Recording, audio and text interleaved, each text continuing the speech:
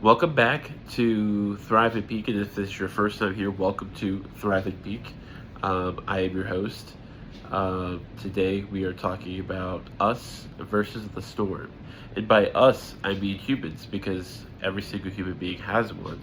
The storm is just dark clouds, internal dialogue, anxiousness, background, subconscious feelings of uncertainty, things like that. And I feel like a lot of us identify with that, and we don't necessarily always acknowledge it. And I feel like we can shed some light on it here today. So, um, I think my personal experience with my personal storm, um, I like to outwork it. And by outworking, I'm like, okay, I can get this done. I can do this. And then it sat with me one day. I was like, hey, what's going on? Like, I was just thinking, sometimes you really have to ask yourself, hey, what's going on? Like, really. Like, you have to be your own best friend with this mental health exercises, really, that I try to implement. But I just sat with myself, was like, what's the matter? And I was thinking, maybe I'm not like outworking something. Maybe I'm like trying to outrun something. And I think that things that we try to outrun, the storm is coming. Just because we're getting tired doesn't mean the storms don't get tired. You know what I mean? 24/7, they're going.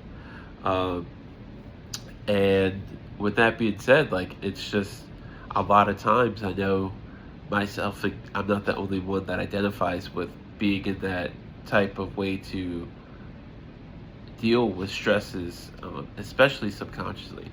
And it's been shown with like recent research that that can extrapolate into other areas of your life. When you look at the negative, when you have subconscious blocks, negative blocks, you notice other uh, bigger and more frequent negative synchronicities, if that makes sense. Like things that be like, oh, I knew, of course that was going to happen to me, or of course this is going to happen. Of course I got a flat tire on my way to work.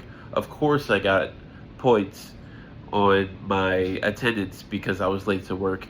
Of course this, and that. Um, so just bringing more awareness to your subconscious focus, if that makes sense, right? Because it's you can't really focus your subconscious, but you can kind of uh, condition it almost to your benefit, so you can benefit it as well with the polarity of the thing. Um, you can also flip that with a negative and make it positive, right? You can say, oh, I don't know. Let's say something. Isn't it sad that like it's making me hard. It's difficult for me to find a positive one, but I found negative ones so easily, right? But that's how conditioned we are as humans, and but it's really important to take the time to condition yourself, and I definitely do it more so. I'm typically more mindful. It's probably my attention on the camera. I have to work to be more natural, but I was my contrary thing was to say, of course, my boss let me slide because he's nice. Of course, um, I have insurance, so the flat tire wasn't that huge of a deal, and so on and so forth. So now I figured it out. So you can't always control your first thought, but you can always control your second, and so on and so forth, right? So we just get better as we go. Um, but yeah, I'm just dropping gems right there, you know. Uh, no, but for real, I think I think that's really important. Like, I have some notes here as well. But yeah, like your storms pass, um, and you know that they weren't there to destroy you. You know, they weren't there to destroy you. They were just help you realize that you made it. Whenever you sit through it and you realize the storm will pass, whatever anxiousness you're feeling, essentially, I feel like it's best to not necessarily ignore it, but sit with it and kind of disarm it. What makes it so scary? And that will depend on the individual. But I think that's very important to acknowledge and just go ahead and sometimes you may need help too, and that's what communities that I'm building like Thrive and Peak are for. Um, that's one of the certain topics I'm going to cover at my lectures in person later this year. I'm very excited to give. Um, that's going to be an amazing milestone that I've been waiting to check off.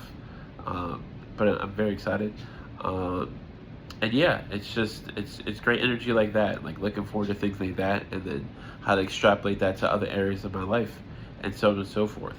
So let me just make sure I'm not missing anything else because I wrote the script. Just don't wanna, sometimes I write the script and I'm like, I didn't even show this entire script, so I have so much more information. Um, but yeah, no, I think we all have the storm. That's the relatability part. Um, you work with someone 9 to 5, right? But they don't necessarily shut off at 6 in the hours that they come back at 9. They have lives of their own as well. And they all have storms, right? We're all dealing with storms.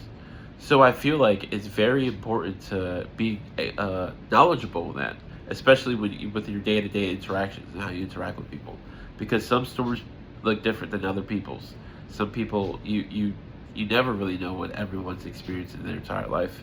Some people don't know what they've experienced in their own lives. You know what I'm saying? So um, it's a unique predicament. It's a unique perspective. So I feel like we should get the conversation going, and let me know what you guys think. I appreciate your time. This has been Thrive and Peak. You have been great. I love that outro. Bye.